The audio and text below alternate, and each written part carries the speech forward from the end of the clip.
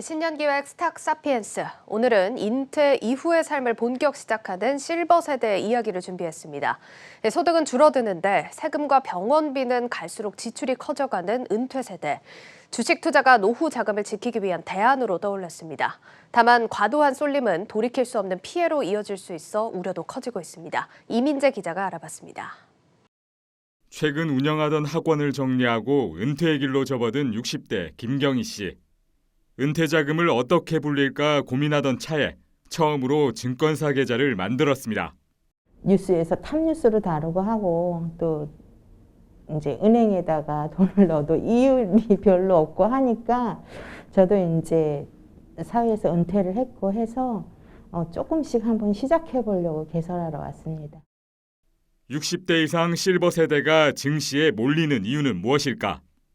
지난해 4월 팬데믹 이후 코스피가 2배 이상 오르는 상승장을 보이면서 보수적인 실버 세대가 움직였습니다. 지난해 대형 증권사 6개 기준 60대 이상 실버 세대의 계좌 수는 35만 개 늘었습니다. 2030 세대와 비교해 비중은 작지만 계좌당 금액은 3천만 원 이상으로 가장 많습니다.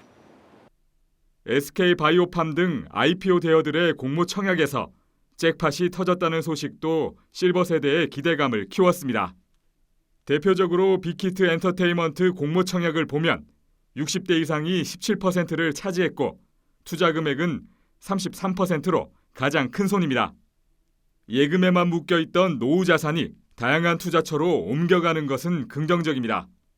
다만 실버 세대가 주식 투자의 비중을 과도하게 늘리는 것에 대해서는 우려가 제기됩니다.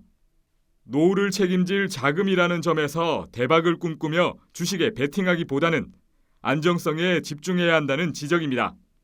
60대 이상은 이제 무리한 투자가 되지 않으시기 좀 더 세심한 주의가 필요하실 텐데요.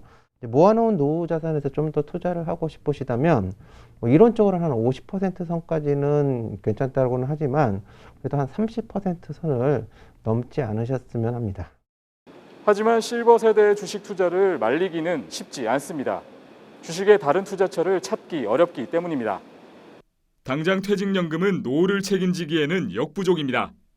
국민연금의 부부 평균 월 수령액은 100만 원으로 안정적인 최소 월 평균 생활비인 200만 원에 턱없이 못 미칩니다.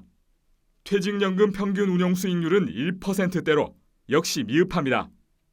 너무 등한시하고 관심을 얻게 만드는 어떤 이런 그 분위기, 환경 때문에 사실은 퇴직연금에 대해서 가입자들이 나중에 그것을 혜택을 보려고 하니까 실질적으로 혜택이 너무 적은 데서 실망이 남고요.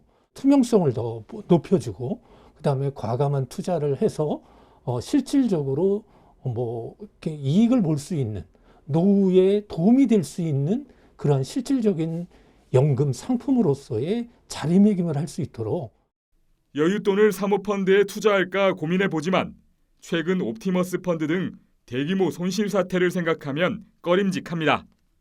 라임 자산운용펀드에 투자한 60대 이상 개인의 계좌 수는 전체 46%, 절반에 달합니다.